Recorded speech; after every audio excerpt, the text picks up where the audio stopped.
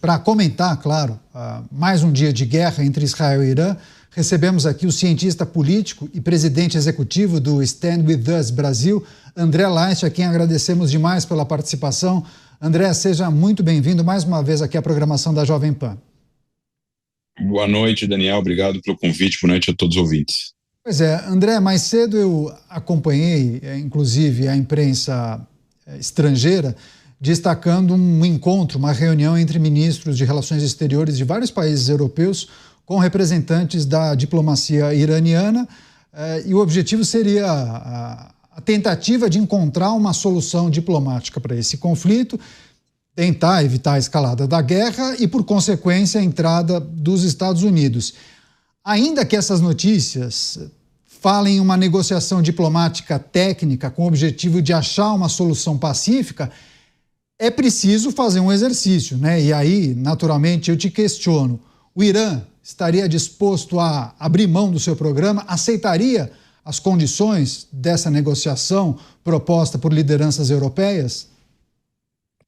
Então, Daniel, o regime iraniano tem uma característica muito peculiar de fazer negociações com decepção, né? Com deception, que é você, de um lado, ter um corpo diplomático que fala de uma forma pacífica, afirma que o programa não tem fins militares, afirma que não tem interesse de fazer uma bomba nuclear, afirma que o país é um país pacífico que não tem nenhuma intenção de atacar outros países, só que, ao mesmo tempo, as ações que o governo iraniano, né, que o regime iraniano faz ao longo dos últimos 20, 30 anos, provam o contrário. E aí faz com que o mundo que tem que lidar com o Irã não confiem realmente no que o governo desse regime fala. Então, quando eles vão para a diplomacia, se encontram com diplomatas, como aconteceu hoje, por exemplo, no Conselho de Segurança, e a forma como eles falam e eles afirmam, né, o embaixador iraniano na Inglaterra falou, eles não querem um programa nuclear com fins militares. Aí vamos para a prática. A prática é um programa de mísseis balístico que estava aí para começar a ser colocado em prática para criar 10 mil mísseis balísticos. Se completado esse programa, dá ao Irã um poder de fogo em torno de 2 bombas atômicas, né? 10 mil mísseis balísticos têm capacidade de destruição equivalente a 2 bombas atômicas. Eles criam um reator de plutônio, que é um desses reatores que Israel atacou nos últimos dias, que foi colocado fora de funcionamento em 2015 por causa do JCPOA, mas era um reator de plutônio.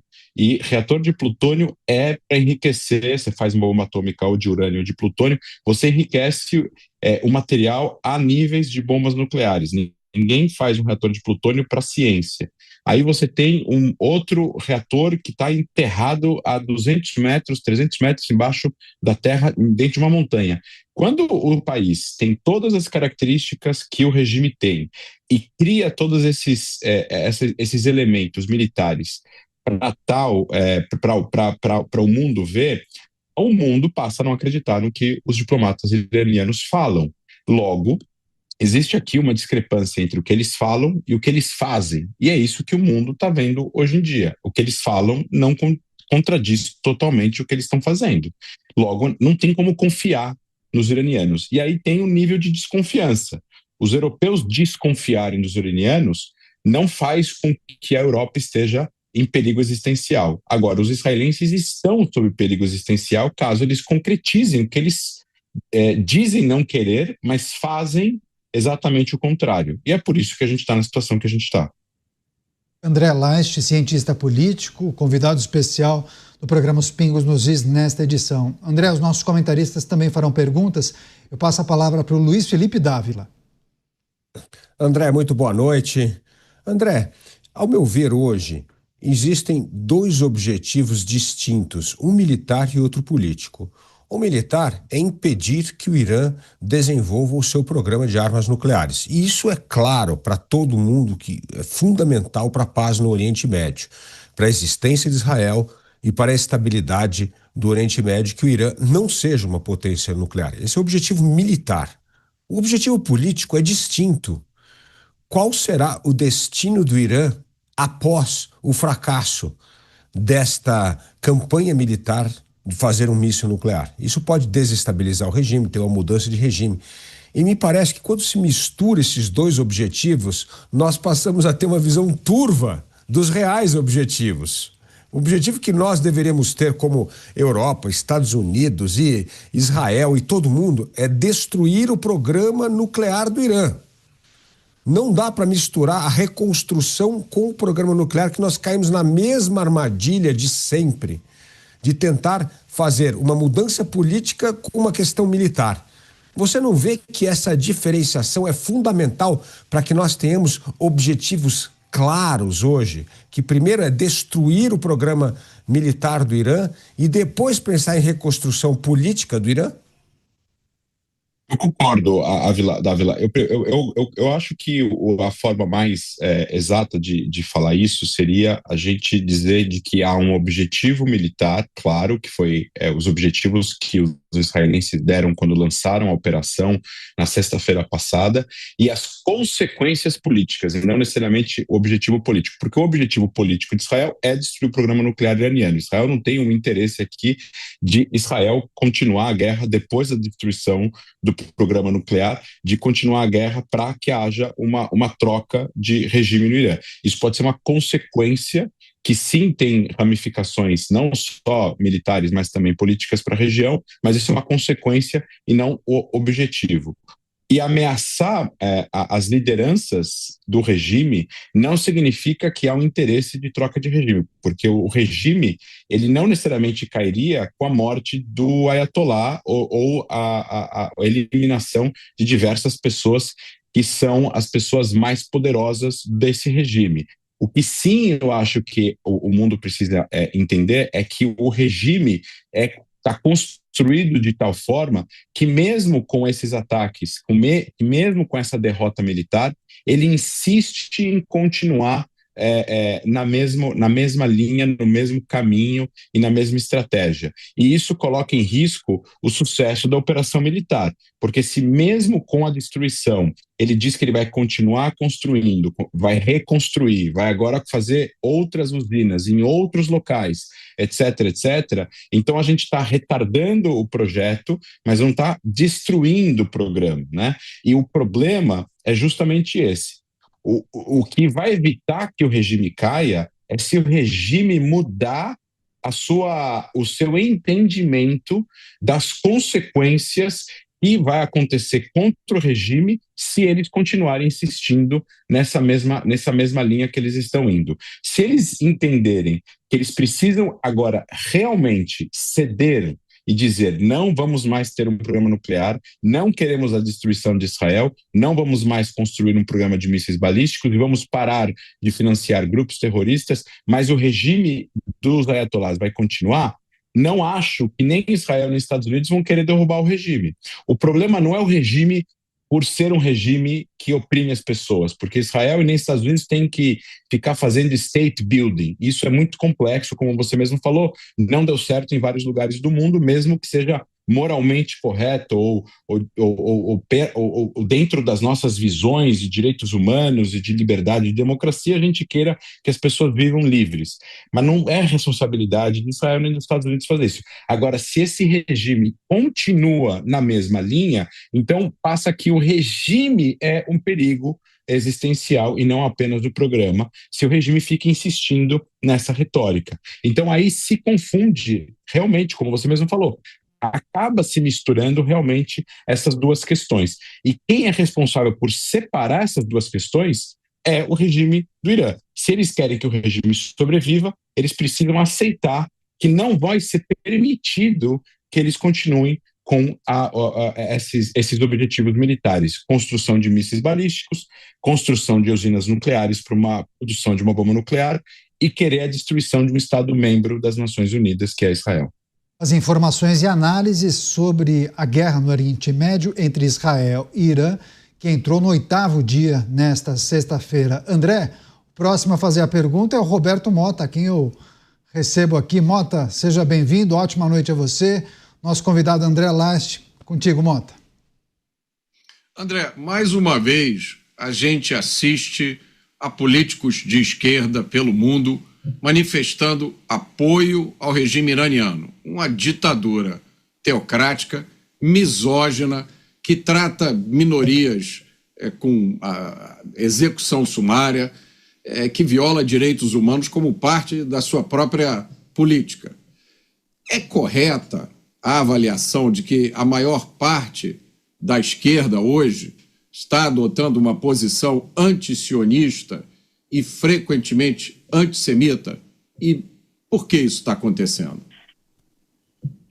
Então, eu vejo que a esquerda no mundo democrático, né, onde as pessoas que são do campo progressista e estão no governo, estão num dilema moral aí, né? Elas estão entre ter que condenar o Irã e, ao mesmo tempo, não poderem elogiar ou apoiar Israel por questões ideológicas e questões relacionadas à guerra na faixa de Gaza, que realmente entrou já no quase 2 anos com tudo que tem acontecido na faixa de Gaza, que é direito deles e acharem que eles podem criticar Israel pelo fato também questões ideológicas políticas. Israel é liderado por um governo de direita. Se Israel fosse governado agora com mesmas consequências na guerra em Gaza por um governo de centro ou de esquerda, como já aconteceu no passado, seria mais complicado para esses governos de esquerda criticarem Israel. Mas é mais fácil para eles, né, criticarem Israel e ficarem contra Israel pelo fato de Israel ter um governo de direita. Isso posto, é mais difícil para eles criticar Israel em relação a Gaza do que criticar Israel em relação ao Irã. Então, o que a gente tem visto nas redes sociais, vamos falar do Brasil, é ficar lembrando a questões relacionadas a Gaza, porque é praticamente impossível defender o regime iraniano, né?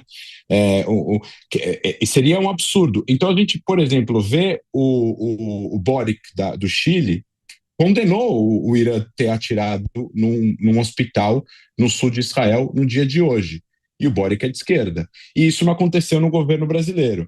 Então, e aí tem uma série de questões que, na minha opinião, fazem parte de uma cartilha que parte do princípio de que há um imperialismo no mundo, de que eles precisam criticar os Estados Unidos, de que qualquer aliado dos Estados Unidos não tem o direito de se defender, de que os Estados Unidos estão buscando guerras ao redor do mundo, de que há um imperialismo, de que há um colonialismo, que é a cartilha pronta daqueles que acreditam que o mundo precisaria voltar a ser controlado pela União Soviética, enxergam o mundo como de uma forma completamente binária,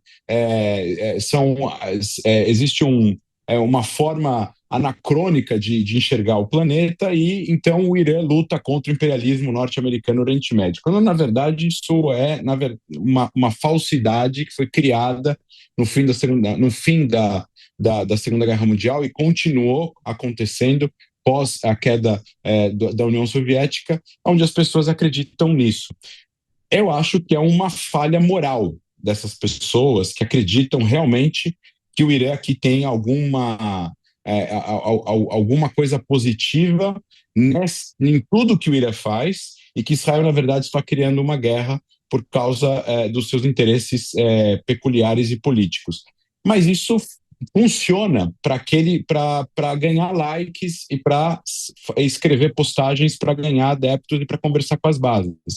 Mas quem realmente é intelectualmente bem instruído e entende o que é o regime dos ayatollahs, o que eles fazem dentro do Irã, como funciona a lei internacional, como funciona discursos de agressão, o que o Irã está fazendo ao lançar 520 mísseis balísticos em Israel para matar civis, e o perigo que é um Irã nuclear, na verdade o que Israel está fazendo é ser bombeiro, é apagar um incêndio antes que esse incêndio consuma a floresta inteira.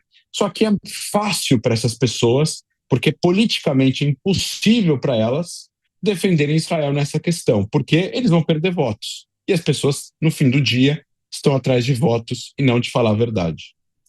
André Last, o convidado de hoje, de Os Pingos nos Is. A próxima pergunta é do Cristiano Beraldo. André, boa noite. Prazer estar conversando com você novamente. As declarações de Putin em relação aos Estados Unidos, dizendo que não é uma boa ideia, ou, na verdade, é uma péssima ideia os Estados Unidos entrar diretamente nessa guerra, faz parecer para alguns desavisados que Putin estaria disposto, eventualmente, a ajudar diretamente o Irã a se defender. Quando, ao que me parece, para Putin e também para a China, é muito melhor um Irã sem armas nucleares do que um Irã fortalecido militarmente. E também para eles é muito mais conveniente ajudar na reconstrução do Irã do que manter o status quo que eles têm agora. Qual é a consequência efetiva, se é que você acredita que existirá alguma? Como é que seria a reação, na sua visão, de Rússia e China em relação a um envolvimento direto dos Estados Unidos nesse enfrentamento ao Irã? Então, eu não considero que a conversa de Putin com Trump é uma conversa em tom de ameaça. Eu acho que é mais uma conversa em tom de pedido e de consequências. Eu acho que a Rússia está enfrentando diversas dificuldades com as sanções econômicas e a guerra na Ucrânia. A Rússia está com uma moral militar muito baixa, porque ela não conseguiu executar uma série de objetivos militares em quase 4 anos de guerra. Temos aí um exemplo militar extremamente eficaz e efetivo, que foi o que Israel fez nos primeiros dias desta guerra, ao controlar boa parte do espaço aéreo do Irã, que é um país 74 vezes maior do que Israel e maior que a Ucrânia. E Israel conseguiu, em 3 dias, fazer o que a Rússia não conseguiu fazer em 3 anos, que é controlar boa parte do espaço aéreo do país. De novo, eu acho que o fato dos Estados Unidos também terem avisado a Rússia para não invadir a Ucrânia, a Rússia foi e invadiu, partindo do princípio que a Rússia poderia ter enfrentado uma reação da Europa e dos Estados Unidos muito maior do que realmente foi feito, e é por isso que a guerra dura até hoje. No Oriente Médio, em relação ao Irã, com uma superpotência que é Israel e ainda a maior potência do mundo, que é os Estados Unidos, eu descarto assim completamente o envolvimento da Rússia de forma militar. Ela pode fazer algum tipo de auxílio em alguma coisa relacionada à logística, à economia, talvez não deixar de comprar algum produto que o Irã vende para ela, para fazer com que a economia iraniana não trave, mas eu não acho que a Rússia, nesta questão, vá intervir militarmente.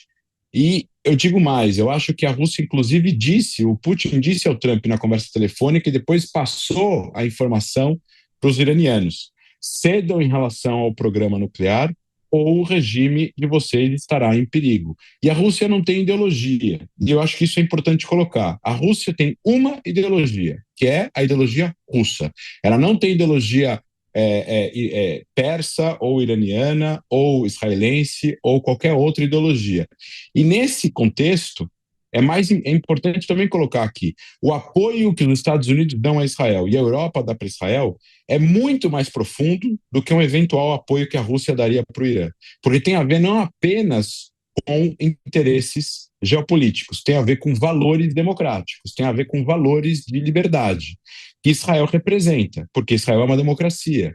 Então, aqui é uma questão muito mais de tentar diplomaticamente, até mesmo com a pressão que a Rússia tem sobre ela, de tentar convencer os Estados Unidos de não entrar, do que uma ameaça de que vai ter consequências para os Estados Unidos se ela entrar. Eu vejo muito mais uma questão, muito mais perigoso os Estados Unidos receberem ataques do Irã em bases militares no Kuwait, ou em Omã, ou no Catar, do que um envolvimento russo, o que desencadearia não apenas um ataque pontual dos Estados Unidos contra Fordow, que é a base nuclear que está enterrada no solo, mas uma retaliação à retaliação iraniana, o que poderia prolongar o envolvimento militar dos Estados Unidos. E aí isso seria realmente uma questão, porque a guerra passaria a não ser mais uma guerra de Israel com algum auxílio pontual militar americano, mas uma guerra dos Estados Unidos e de Israel. E os Estados Unidos entrar numa guerra tem consequências se os objetivos não são claros. E se o objetivo passar a ser cada vez dobrar a aposta a ponto de uma total rendição, o que significa uma total rendição? O fim do regime? Ou rendição ao quê e a quem? Eles vão se render aos Estados Unidos ou se render a Israel? Ou aos dois? Então, tudo isso precisa ser muito bem discutido. Então, eu me preocupo muito mais com o que o Irã vai fazer em relação às bases americanas no Oriente Médio, caso ele receba um ataque do Irã, dos Estados Unidos, do que o envolvimento russo propriamente dito. André, só para finalizar, eu sei que o seu tempo é curto, mas tem uma pergunta que, na verdade, é um complemento dessa temática que você acabou de trazer. Queria pedir sua análise sobre uma preocupação externada por Vladimir Putin no dia de hoje. Ele disse estar preocupado com a possibilidade do mundo estar caminhando para uma terceira guerra. E aí, enfim, ainda que essa avaliação pareça muito exagerada para alguns analistas, outros entendem que sim, é uma possibilidade latente, sobretudo se o Irã decidir dar uma resposta a uma eventual entrada dos Estados Unidos utilizando artefatos nucleares. Queria pedir sua reflexão sobre isso de maneira breve. Então, acho que em primeiro ponto a gente precisa esclarecer, o Irã não tem uma bomba nuclear ainda, né? E ele não tem como produzir essa bomba em tão pouco tempo se ele tomar essa decisão agora de produzir o artefato, porque boa parte do programa, boa parte dos material didático, o arquivo foi destruído por Israel, o outro arquivo foi roubado pelo Serviço Secreto de Israel há anos atrás. Temos aqui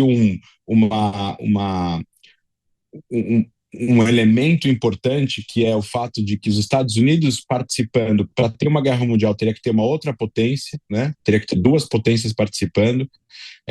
Independentemente de ter uma guerra na Ucrânia com a Rússia e Estados Unidos e Israel no Irã, isso não faz disso uma guerra mundial, porque elas não estão ligadas, né? Não há uma luta aqui que daria para fazer uma ligação entre essas duas guerras, seria uma coisa muito complexa, e eu acho que o Putin, na verdade, está fazendo aqui uma bravata. Ele sabe que os republicanos, e muitos deles, não querem envolvimento americano em guerras. O Trump foi eleito com a promessa de acabar com as guerras e não iniciar guerras. Ele falou que ele ia terminar com a guerra da Ucrânia e da Rússia. Ele disse que ia acabar com a guerra de Gaza, do Hamas e Israel. Não acabou com nenhuma das duas e estaria se envolvendo em uma terceira. Então é muito mais um apelo aqui a uma consciência do eleitorado do Trump que não quer envolvimento americano, né? Porque aí vem de toda a ideia do America First, do Make America Great Again, que é o slogan que eles têm nos Estados Unidos, de que os Estados Unidos não têm que se envolver em conflitos a 20 mil quilômetros de distância, tem que se preocupar com as questões domésticas nos Estados Unidos, fazer os Estados Unidos mais seguro, lidar com questões relacionadas à imigração, lidar com as questões econômicas, lidar com as questões jurídicas, lidar com os protestos que estão acontecendo na Califórnia e tudo mais. Isso é o apelo que o Putin está fazendo para atingir a consciência dessas pessoas, para essas pessoas pressionarem a administração americana, não entrem na guerra. Mas, de novo, eu não acho que, primeiro, o Irã não tem uma bomba nuclear para atirar em bases americanas. O que sim seria um problema, e aí é uma questão realmente que é uma questão militar técnica, é de que Estados Unidos, alguns especialistas dizem que nem aquele bombardeiro B-52 e nem aquela bomba que é a mãe de todas as bombas, que pesa 15 toneladas, não teria eventualmente capacidade de destruir Fordow. E para destruir Fordow, se ela não for o suficiente, apenas uma bomba nuclear tática. E aí, obviamente, é um dilema 20 vezes, ou 30 vezes, ou infinitamente maior para os Estados Unidos, que para destruir o programa nuclear iraniano, você teria que usar uma bomba nuclear tática, que é uma bomba nuclear com um poder de fogo bem reduzido. Isso sim seria uma questão muito drástica se a gente considerar se isso estiver na mesa dos Estados Unidos nesse momento. As análises e reflexões sobre a guerra no Oriente Médio com o André Laist, cientista político, colaborando com a gente aqui na Jovem Pan. André, bom trabalho para você, grande abraço, bom fim de semana e até breve. Obrigado, Daniel, obrigado, um abraço a todos vocês.